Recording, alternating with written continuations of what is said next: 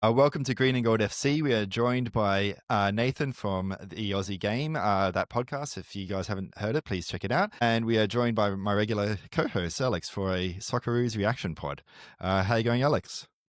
Oh, I've been better after after watching a Socceroos game. I'll be completely honest. Look, I'm just thankful we got the win at that point. And look, plenty to discuss. I'd say plenty of negatives mostly, but won't give away anything too early. And how are you going, Nathan? Yeah, really good. Thanks for having me. Echo those sentiments. The last 20 minutes or so was fun to watch, but the first 70 was pretty tough. Well, I think what's been the fans' loss has been podcasters' gains, because there's plenty to talk about in that match. I want to start with the starting 11. So, Nathan, on your Twitter, I remember you said, what's your funnest starting 11 and what's your least fun starting 11? And I gave mine. And we also talked about this on our pod in the preview, that it's very difficult to come up with an unfun starting 11 from that squad. I think, congrats to Popovic, he managed to do it. But what I thought was interesting was, if you look at the midfield and the back line, it's pretty close to my funnest starting 11. And if you look at the front three, that's like probably the least fun starting 11 front third that you can come up with. So I guess it was like party the back business at the front, a bit of a, I'm going to call that formation the mullet. What do you guys make of that? I think we need a rant. I think, Alex, you're the best at rants, but let's start with you. Oh, I've been waiting for this moment. Look, I'll echo your sentiment there. The back five, probably the back five that I was mostly looking forward to. I'd say maybe if you swapped out Deganek for Hayden Matthews, but apart from that, I was really happy with that. Everything in front of that, however, we've got serious issues because, okay, I understand if you don't want to start a full strength starting 11. Fair enough. You've got another game coming up, rotate it a little, gotcha. To have a CDM starting for us at left wing and to have Aiden Hrustic, who has about maybe half of one leg left, starting on the other wing, serious issues there, because we had absolutely nothing the entire game. And I haven't even gone into the fact that we started without a recognized striker. And look, as we get into, talk about later in the game and how the events eventually did play out, if there was one thing I was deeply concerned with going into the game, it was the fact that we had no designated striker and we were putting Martin Boyle essentially out to die against the likes of Boxall and Bindon, who are two very tall, strong, imposing centre-backs. Meanwhile, you're putting about Martin Boyle, who's what, 5'6", 5'7", up against those two. We were never going to get anything going. And the fact that we had no sort of real pacey players on the counter, it's like, well, what were we even trying here? I'd understand if Popper wanted to play the system sitting deep and, just really soaking up the pressure to then hit on the counter. But when you're hitting on the counter, you want to hear names like Segicic, Milanovic, Irankunda, Torre. You don't want to be hearing names like Connor Metcalf and Aiden Hrustic. So I don't really know what the plan was going into that whole situation. The defensive the double pivot, I immediately just saw that and I just sighed. I sighed immediately because I was like, okay, I can see how this is going. There's no intention of any sort of forward thinking or any sort of forward playing.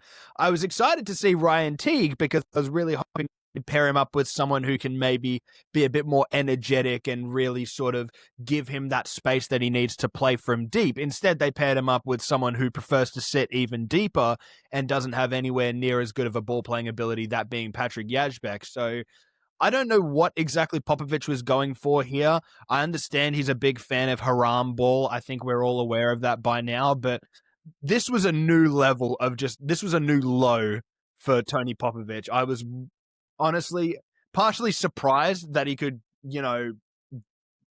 get this bad, but at the same time, I could just tell that this was coming, to be honest. Well, Footmobe had an even worse starting 11 when that 11 was announced. It had Sicardi at right wing back and it had Teague at striker. I saw that. So you can do worse. I saw that.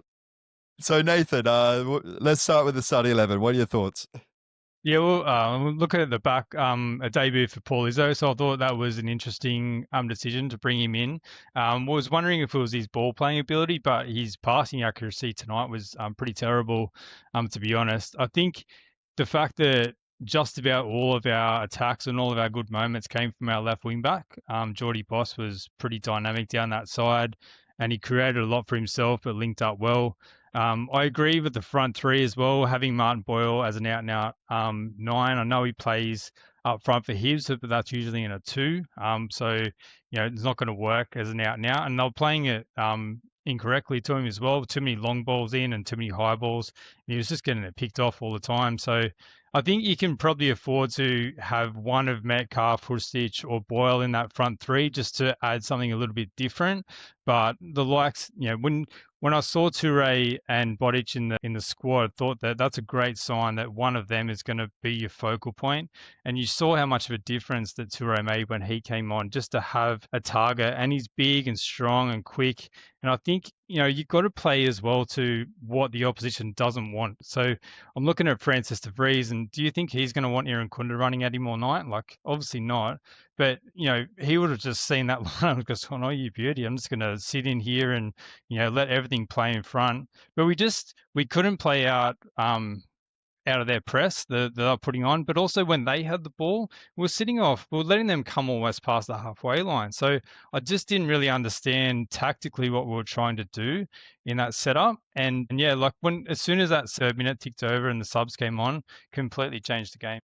Yeah, we did seem to be relying on either quick passes through to beat the press or a ball over the top. But we don't have a lot of variability of the front three. Metcalf has the best variability, and he's still a fairly short player. And yeah, in terms of there's not a lot of speed. I guess Boyle has a bit of speed, but he can't really hold the ball up that well. But let's break up one part at a time. One thing I did think that worked was that combination between Metcalf and Boss. Metcalf can, when Boss goes forward, he can provide that defensive cover, but he'll also release him really well. But on the other side, you had Silvera and Hustic, and something was dysfunctional there. I couldn't pick it live. I'll be interested to watch the replay. I know last time I saw Hustic start with Lewis Miller, he's leaving him isolated a lot, and Miller just didn't have an option forward, and so it just wasn't easy to get through.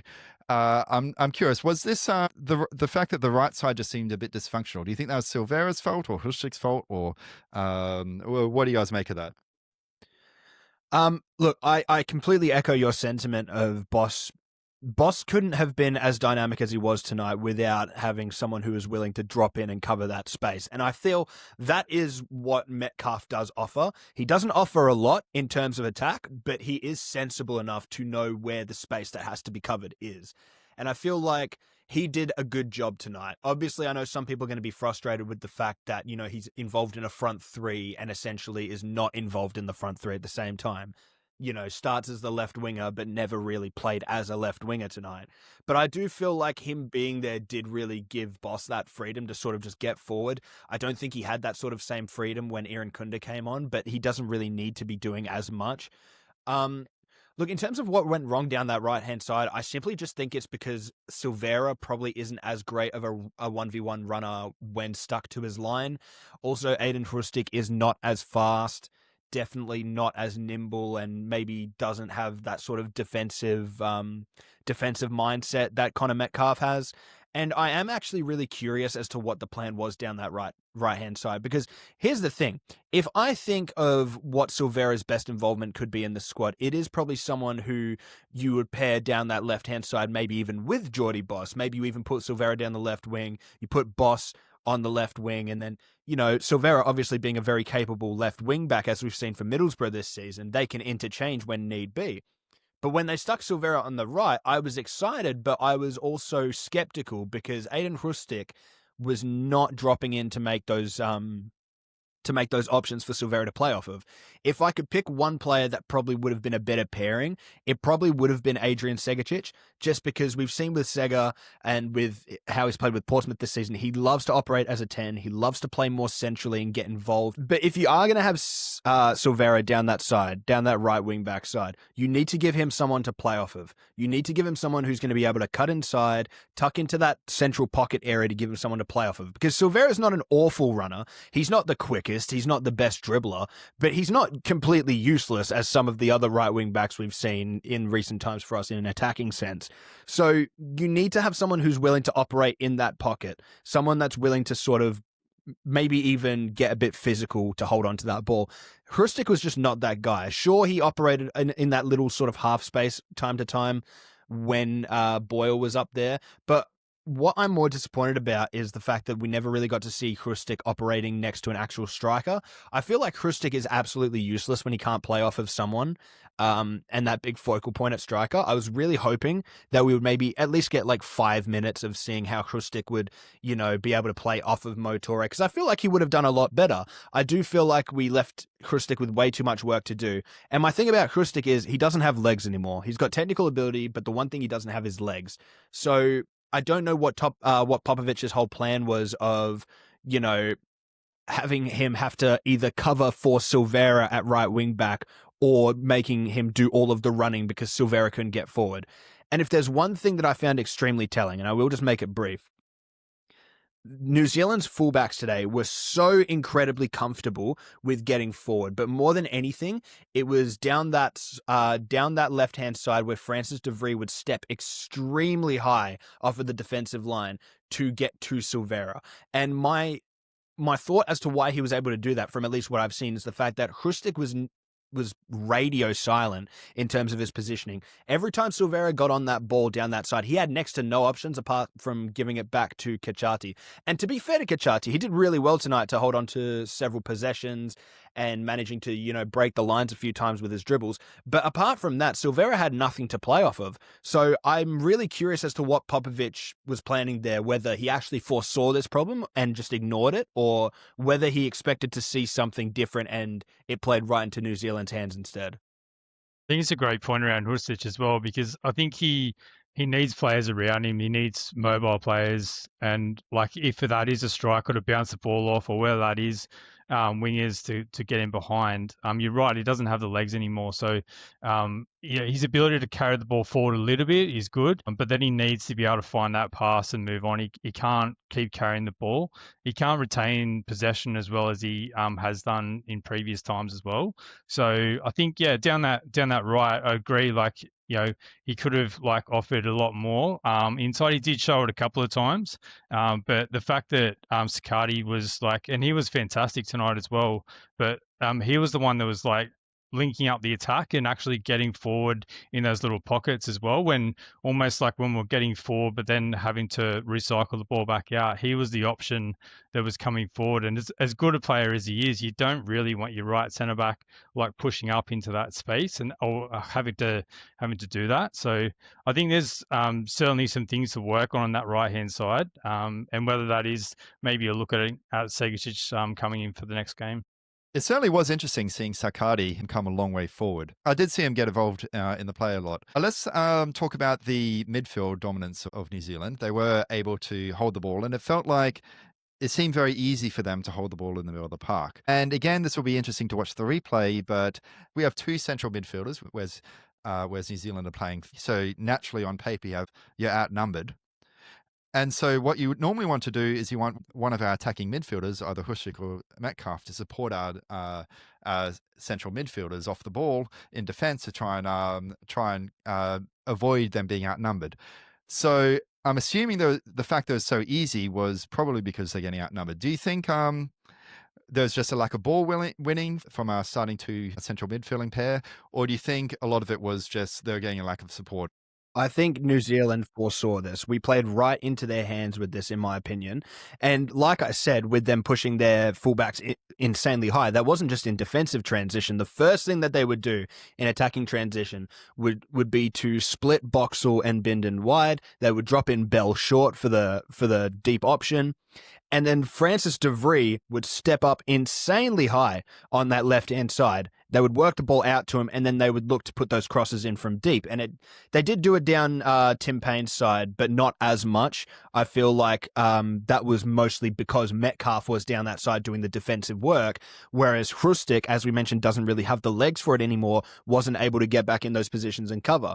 And I completely agree with you, Graham. When you are outnumbered in the midfield and you are playing those two attacking midfielders or, wingers in front, you do need someone coming back in and covering. The only problem being that you had Metcalf, who was doing it incredibly well to defend his man, but was sticking more wide so that Tim Payne couldn't get forward into the space. On the other hand, you had Hrustic, who wasn't dropping wide to cover De Vries, but also wasn't dropping in tight enough to be able to man up that midfield.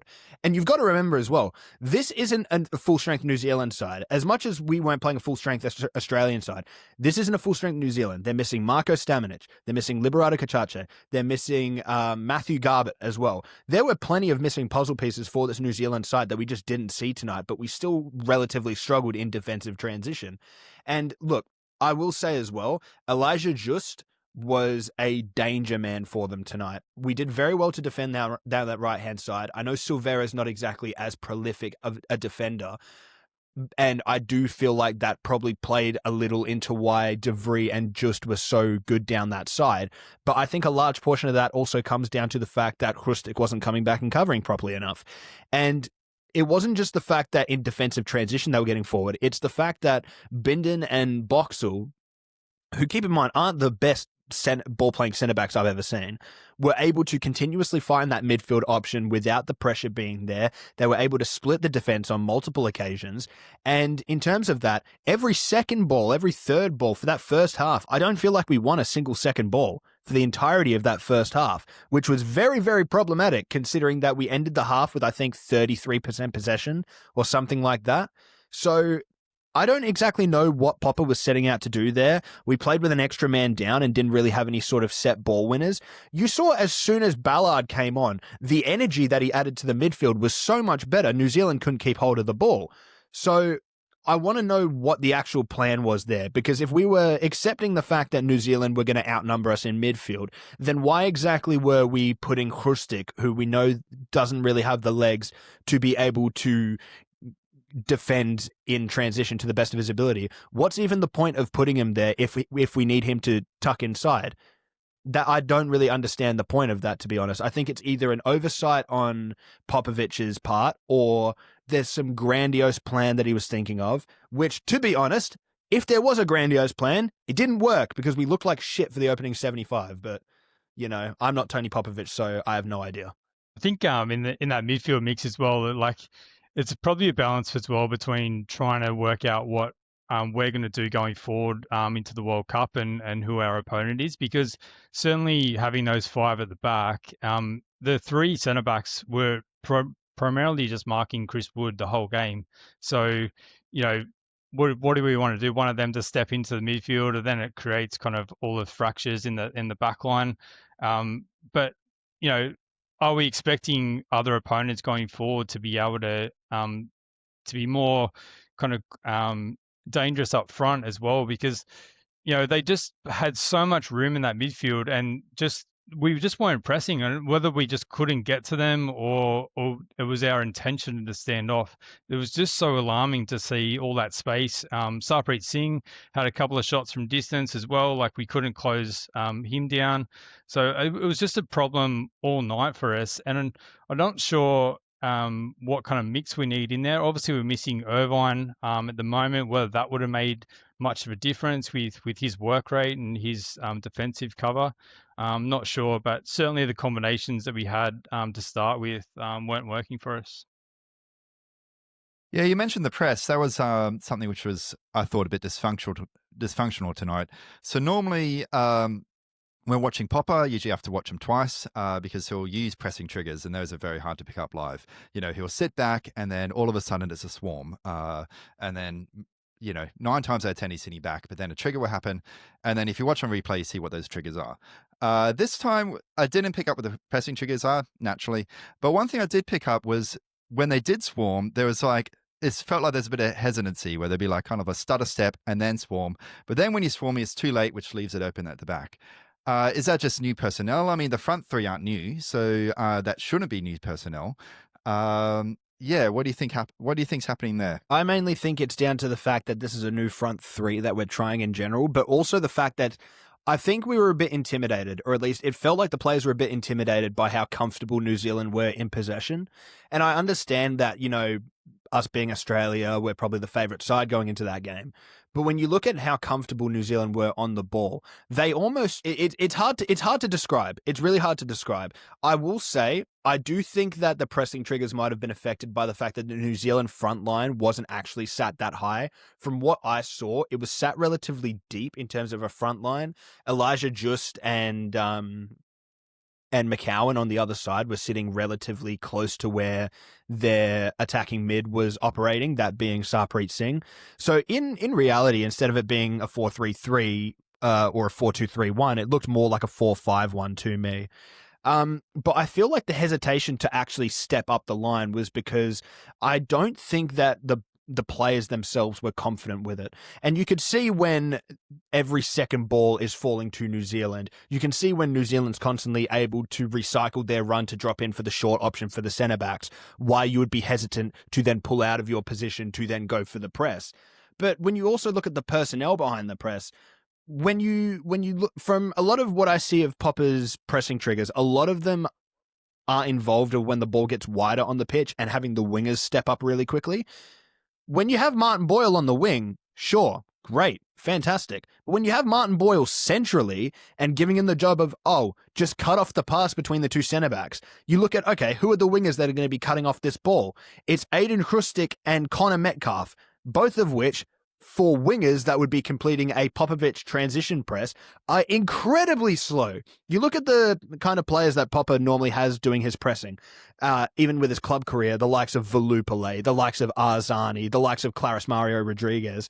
And then you look at some of the previous Socceroos wingers we've had, the likes of Goodwin, the likes of, Martin Boyle, Volupele, even when he was last playing for the Socceroos. You have quick players that are able to react on impulse like that. But instead, you've got a CDM by trade, that being Connor Metcalf, who's a bit slower and maybe more defensive-minded, so isn't as willing to immediately step up the press. And then you have Aiden Hrustic, who, yes, is a very gifted technical footballer, but doesn't possess the physical characteristics you need to actually go out with that press. And the one man you do have there that can initiate the press, Martin Boyle, is stuck down the centre, having to, instead of going all the way with the press, having to sit deep because New Zealand is constantly recycling another man into that pocket to then accept the pass from the centre backs. And we kept seeing this time on time again. When Martin Boyle would take the initiative and step up to try and initiate the press, every single time, Bell was there in that pocket to accept that pass and either turn into the space or just play it across the other side to reset. And we never really had an answer for that. Popper never really changed anything. I think we didn't even really change anything with Ballard coming on. It was more just the fact that we had quicker wingers that were able to initiate the press better. And by that point, New Zealand were mostly just chasing the game. So I think it was very poorly done by Popper with his whole idea of the starting 11. I don't think it made sense in any aspect, to be honest. But look, I understand people that are going to say, this is what Popper does. He sits deep, he frustrates the defenses, and then he goes on the counter. It was like, well, we didn't even go on the counter. We barely hit on the counter. The only times we had the two attacking chances in the first half was the deflected cross that nearly went in from Geordie Boss, and then Geordie Boss picking up the ball in his own defensive half, running the entire length of the field, including having to spin back around, go through a total of 6 New Zealand players, without having a single option for a pass the entire time and nearly scoring. That was all we had in the entirety of the first half. Even on Boyle as well, a few times there he was pressing like right up to the keeper as well, and there just wasn't any support there and behind. Normally you'd have like an Irvine or even like a Teague like pressing right up there from that central midfield area, trying to put the pressure on that next pass coming out. But we weren't even kind of pushing in, whether that was tactical or whether it was just a bit of a misunderstanding there. But understand that if the ball goes wide, yeah, sure, those players aren't going to press as well as other wingers. But even when it was coming through that middle, we weren't getting that those CDMs like coming through and applying the pressure as well. So yeah, Boyle was kind of, even when he was trying to press quite up high, we just weren't getting the results, and they were still just being able to play through us quite easily there. So let's talk about the positive, and this has been a positive we expected from Popovic, and it's been actually maybe even exceeded expectations under Popovic, is just how strong our defensive structure is. There was one clear chance, however, we did get broken. I don't know if it's offside or not, that Chris Wood chance, where it's one-on-one with the keeper, but to concede that much territory in possession and once again concede so little chances, what's Popa doing to just shut teams out? I think it's more just the strength of our low block. I will say one factor that I think has been tremendously helping us so far is the height of our defense. When you have three really tall center backs, yes, it's great to have that sort of aerial presence. But Chris Wood, in my opinion, was largely silent tonight in terms of aerial duels and stuff like that. He did phenomenal work with his hold-up play. I will give him that. But apart from that 1v1 chance, he really didn't do much apart from dropping deep and sort of getting involved with hold-up play. And that's a net positive, in my opinion. When you can keep their star striker, who is on phenomenal form in the Premier League, when you can keep him relatively quiet and have to force him inside to have to then get involved with hold-up play to even get on the ball, it's a net positive. Another thing as well, I thought Geordie Boss was phenomenal tonight in terms of his defending. The amount of headers he was winning against the likes of Macau and against the likes of Tim Payne as well, they really couldn't get anything in terms of that switch over to the far side. Lewis Miller looked good when he came on. Silvera sort of struggled a bit with his defending, but obviously he's a winger by trade. You're never going to really expect him to, throw his weight around the same way that someone like Geordie Boss or even a Jason Garrier would. But I feel like that's the main strength of Tony Popovic's sort of low block. It is that back five. The problem I had tonight in where I saw a few cracks starting to open up was the fact that our defensive double pivot didn't look good at all, neither in attacking transition or defensive transition. And this happened very early in the game, but it was very telling for me. That first Sarpreet Singh chance where he takes the ball in onto his left foot and manages to get the shot. Now, a lot of people will say, oh, well, it's just a great shot from Sarpreet Singh, but it's really not all that, because if you look on the build-up to that goal, you see the fact that our back five is essentially trapped backwards because they're expecting a long ball over the top. The ball gets played short to Sarpreet Singh, who then has time to turn. The only problem is, if he's their designated cam, you really should have at least one midfielder on him. Both Teague and Yazbek were sat in front of him, which then gave him the time to turn and then get that shot off. So they were already sat too high and there was too big of that gap. Sarpreet Singh makes his run around and is able to get in behind into that gap, turns and shoots. There was another occasion later on in which I thought Teague is looking relatively sort of like he's ball watching almost. And it was the chance that Boxall had at the back post, that little scrappy sort of thing where he was up against Boss and Burgess and Deganek, and he still manages to get a shot off, but it was saved by Izzo. When you look at Ryan Teague, he's just watching it. He's watching it as it unfolds. And as soon as Boxall gets through, then he decides to come across and cover. But by that point, Boxall's already one-on-one with Izzo. So I feel like maybe I could be giving too much of a harsh time to Ryan Teague, but I feel like if you are going to put Teague there, you really need someone who has their defensive wits about them. You need a designated number 6. And I know Yazbek is sort of that guy for us, but this is really where I feel you are missing someone like a Nectarios Triantis, who is just going to sit back and do that defensive job. Yazbek for me wasn't solid enough tonight. He had a couple of good sort of duels that he was winning in the midfield there, but really didn't look like he was doing enough sort of work to cover for the fact that Ryan Teague also looked like he was sort of struggling with the positioning. So look, I don't really know what else to say about that. Just the fact that the back line looked incredibly solid, but I am worried about what the plan is with our double pivot going into the World Cup, because Yazbek and Teague, while they realistically are two of our better midfielders, they didn't look like they paired well at all. They looked like they were sitting way too high. One of them was expecting another one to drop back and deal with the man, and neither of them was. Maybe it's a lack of communication. Maybe it's a lack of experience since it's a new pairing. I have really no answer for it, to be honest. I think we're going to figure more of these answers out in the second game if we do see these problems repeating themselves. So hopefully we don't see too many of those happening. I think I think I heard Robbie Thompson say the second half in the game that it was the most balls into the final third by an opposition for something like 60 years or something. So um, I think that's a pretty telling sign of how easy it was for New Zealand to get those balls into that part of the field against the Socceroos. I mean, the back three in the middle were pretty solid. Degenek, I think, had some moments that he probably could have dealt with a little bit better. But let's not forget that Paul Izzo probably made 4 or 5 decent saves that were on target and that could have gone in. So it's not like New Zealand didn't create any chances at all. So there's definitely some work to do. Obviously, Sutar comes in and into our best team there, probably for a Degenek.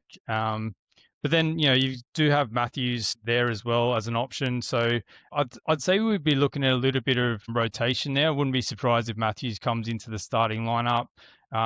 Wouldn't mind seeing Jack Iredale as well, getting a look in, probably in that kind of left centre back role. But look, pretty solid, and probably agree with Alex in terms of the Sixers, how it was just a bit too easy for us to get played through there.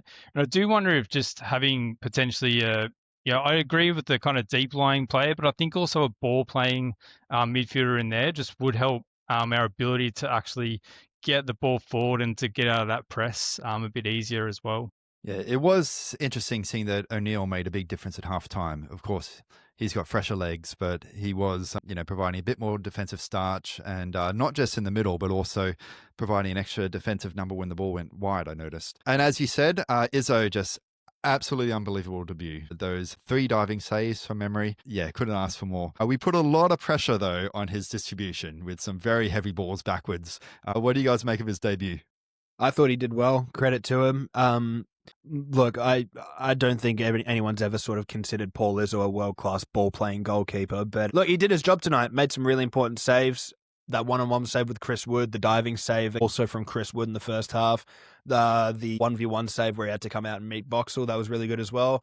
Look, you're never going to sort of look at all that distribution and say he had a fantastic game, but at the same time, the kind of balls that we were giving back to him, especially Cameron Burgess, this is the one complaint I had with Burgess tonight, is that he was serving up some hospital passes to Paul Izzo. But look, in all fairness to him, he had a really good debut. I don't think that this is going to be something that we see long term with him playing. I do think that this was probably just a nice little moment for him to sort of get his debut. I do think that this might be one of the last times we see Paul Izzo in a Socceroos camp, especially, with Ryan coming back into the fray, the likes of Gauchi coming through, Glover hopefully getting a new move as well. You're going to look at the likes of Balokovic coming through. I do think this is probably the last time, or one of the last times, that we'll see Paul Izzo at a Socceroos camp. So nice to see him make his debut. Really solid way to play his first and final game, if this is his final game. But yeah, nothing to really complain about. Yeah, I think we all know he's a great shot stopper. We saw that in the A-League a few seasons back in that semi-final for victory. So we know that he's got that ability. But yeah, like he wasn't done any favors from the passes back as well. And yeah, probably agree with Alex in terms of the other keepers coming through. Like you've even got in that 23 squad at the moment, you got Prej Cullen, you got Robertson, you got Patrick Beach. So all of them are likely to start coming through and putting pressure on that third spot. But in reality, when we're talking World Cup, it's going to be Ryan and Gauchi fighting it out, you'd say. So the party starts about the 70th minute. We finally get to see some of the subs we want to see. As we've already mentioned, Toure, who made a big difference having a proper number 9, who's also got a bit of pace. We saw Iran Kunda come on. We see Milanovic, who I thought was a bit quiet, but maybe would have preferred Segasic, but still fantastic to see him as well. And of course, we saw Bellard come along in the 82nd minute. Can we talk about the last 20 minutes, which is what we all were looking forward to when we saw that starting 11? Not the starting 11, sorry. Well, yes, actually, when we saw the starting 11, I was looking forward to the sub. But when we saw the squad, we were looking forward to seeing some of these players get a go. Finally, something positive to talk about. No, in all seriousness, 3 really solid cameos from Iran Kunda, Milanovic, and Motore. I will say, I do think Motore in particular was the player that changed that game. And you look at the fact that Boyle was struggling pretty much the entire 90. with the fact that he couldn't even get on the ball, let alone hold up the play. Mo Toure, from his first involvement, managed to get in behind and nearly get the cross in for that ball there, gets the first run around the man. Immediately, you look at how he's adapting to that, and you say, okay, why haven't we been doing this from the start? He immediately, and I'm going to put this more on him than Milanovic and Irankunda. I think the inclusion of a proper striker forced New Zealand's line back. The one problem I had with not having a designated striker was the fact that New Zealand were comfortable to sit their line really high with Boxall and Bindon to then look to play out from the back, which in turn forced our line back, which then allowed De Vries and Payne to get forward. When we brought on Toure, you saw immediately New Zealand's line dropped straight away. Straight away dropped. And he was very proficient with his hold-up play, which I liked. And if there's one thing that I really like, it's his attitude.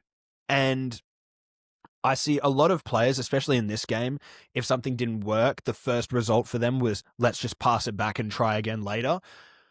For Max Ballard's goal, Mo Toure, it wasn't the fact that he got that pass in, which was a great pass. It was the fact that he'd tried the same ball into the box 3 times, and it was on the 3rd time that it actually worked. He tried a ball into the box, didn't work. It came back out to him, managed to get possession, turned, looked for another ball into the box, didn't work, came back out to him, muscled off a man, shook him off, and then found a beautiful ground pass to Ballard.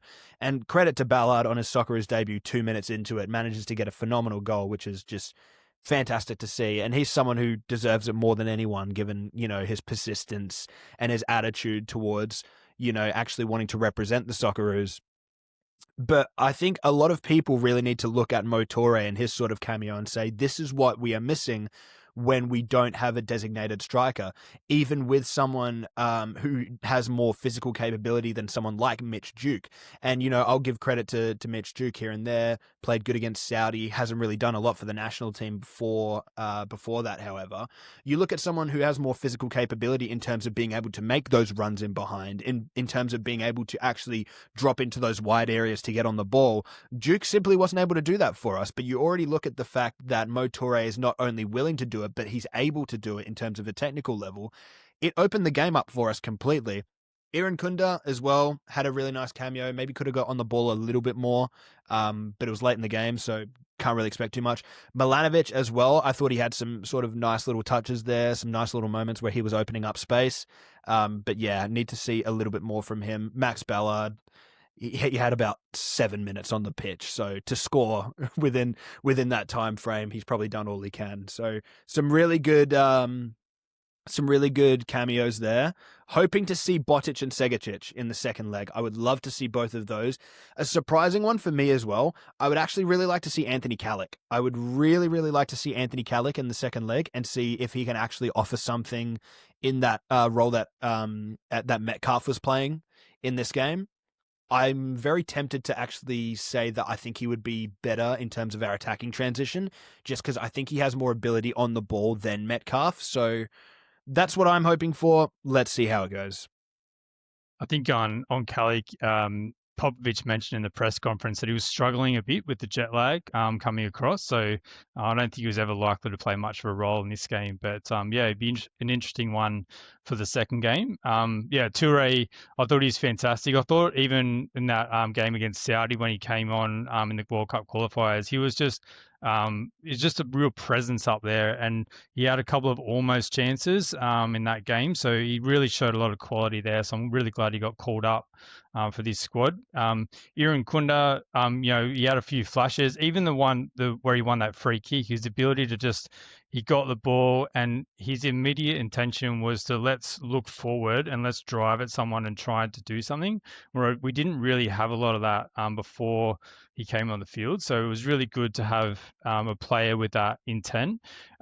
Something you mentioned, Alex, before about Metcalf covering for Boss when he was forward. I think Milanovic did that really well for Lewis Miller when he came on as well. Like he knew when to kind of tuck in there and let Miller overlapped down that side, and he also linked up really well. So I was really pleased to see Milanovic get a run, and he even had a cut inside and had a shot blocked on his left foot. I think that may have even led to the corner that resulted in the goal in the end. So yeah, really positive from all those three, and yeah, of course, Ballard coming on and having that instant impact was just really pleasing to see, given how much or how long he's had to wait for his debut and finally got it and made it count.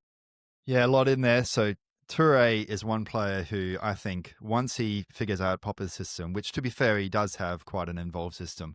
But once Toure figures out Popper's system, I think he will be very hard to take that shirt off him. I think that shirt is his. He has all the ability and all the assets that you want for a player who's a number 9 in that particular system. And of course, that assist to Ballard and that goal for Ballard on his debut, that just felt like fan fiction, didn't it? Because it was in the end, so many people have been calling for Ballard to get finally be given some game time. I've been calling for Toure to be given more game time. And just for those two players to combine, I think was just absolutely brilliant for the fans. So let's end on a couple of positives. So there's been plenty here for the Popper out brigade and plenty here for Popper lovers. So a couple of positives, of course, now up to 5 wins in a row for Popovic. This is an incredible run of form. And Geordie Boss, what's going on with him? He's like a year ago, I thought he's already one of our best players. But now he's just gone to another level where he's dominating at this level, at international level. Is this just the extra confidence that comes from playing at a bigger club, or is he just going to a new level? What do you guys think his ceiling is? I do think it has to do with his new move to Feyenoord in a large part. Look, here's the thing. If there's one thing about this Socceroos side at the moment that I can see is that it's a side brimming with confidence. And that's something that I've never really been able to pick out from a Socceroos side, because I genuinely can't remember the last time we had a side with so many players that were in really good club form. You look at Noah Botic coming off of a great season at Western United. You look at just for the debutant, should we say, Mo Torre coming off of a really good season at Randers. He's already scored for them this season. You look at Segicic, phenomenal start at Portsmouth. Irankunda, phenomenal start at Watford. Max Ballard, and a fantastic season in the Eredivisie last year. You even look at some of our more experienced players, whereas in the past we'd have someone like Mitch Duke who, would struggle to score in the Japanese second division. Now we're swapping that for forwards that are high in confidence, ready to actually go out and give it their best efforts. And look, Geordie Boss is the prime example of that. He's someone that's worked really hard. He's performed really well at Westerlo in the Jupiler Pro League. And now he's actually going out and putting his best foot forward. And he looked super confident tonight. He was getting forward with pace. He was taking on his man. He was looking for good passes. And that's something we've always come to expect from Geordie Boss, the fact that he is someone who is willing to take the game on. But there's a certain level of maturity about him now that I really, really do think is going to be vital for the Socceroos in the next, 8, 9, 10 years. And even the likes of Sammy Silveira, a guy who was, before this season, everyone would have thought he would be on the out. He was being linked with a move back to the A-League for 3 different clubs, and now he's a starting fullback, or starting wingback, should I say, for Middlesbrough. So it definitely seems like we have a side now with a lot of players that are just sort of, I don't want to say peaking. I don't want to say peaking because it sounds like they're not going to hit higher levels, but they're hitting levels that they haven't before. And on large, this squad, at least considering the context of the last 10, 20 years, we have a squad that is hitting levels of consistency in terms of club performances that we haven't before. What we need to make sure is that this translates to international performances. And how you do that is by having a system that fits your players, fits your best players.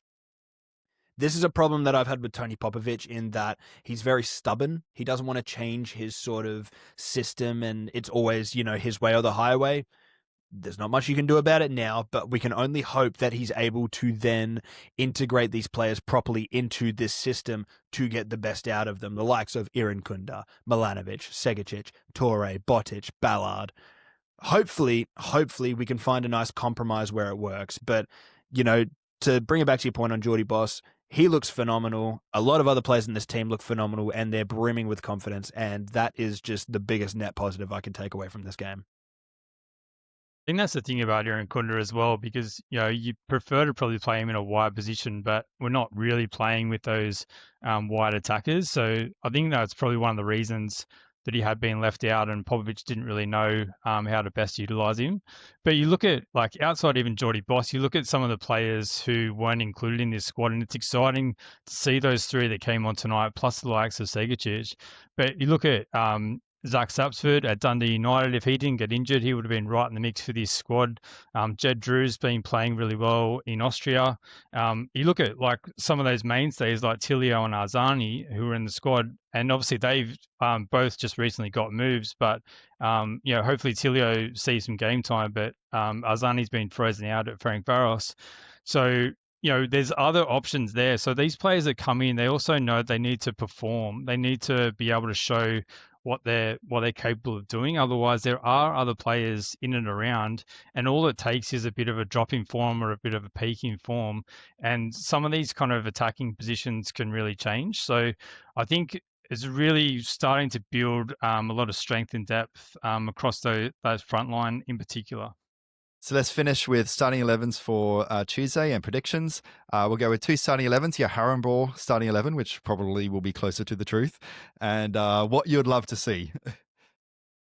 I don't even want to think about Haram Ball right now, so I think we couldn't have put out a more Haram Ball lineup if we tried, to be honest, but I'll go straight to what I want to see. In terms of the next game, I want to see the young players get a proper chance to shine here. And the only way you're going to do that is by starting a lot of them. And I understand that Popper will want to go conservative because he always does, but I think we've seen enough from that final little cameo that bringing these guys on, even if I don't think this is a thing again of bringing them on against tired legs. It's not that. It's technical quality. Irin Kunda and Torre and Milanovic and Ballard possess technical quality that we were lacking throughout the entire game. So in terms of a lineup I want to see, Tom Glover, I reckon just give him his debut. You've given it to Izzo, give it to Tom Glover now.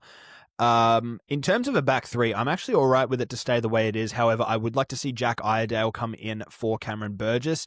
If you do want to make another change, maybe bring in Hayden Matthews for Miloš Degenek. In terms of the two wing backs, I would actually want to keep them the way that they are.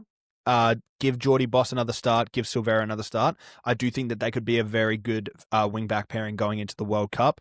If you are going to make a change, I would actually rest Geordie Boss. I would put Silvera on the left and then put Lewis Miller on the right. In terms of the two CDMs, I would go with Max Ballard and Aidan O'Neill. I think that's a much better pairing than Yashbek and Teague.